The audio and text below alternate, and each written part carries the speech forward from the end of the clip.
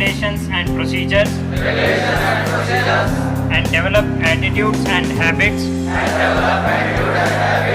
conducive for achieving these objectives. I fully realize that is being from your heart.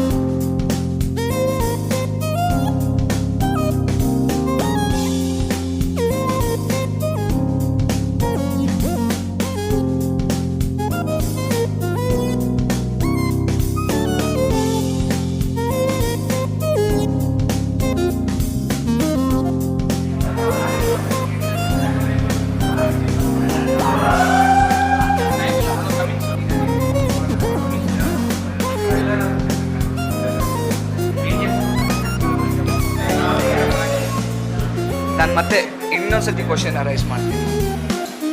ಈಗ ನೀವು ಒಂದು was ಮಾಡಿ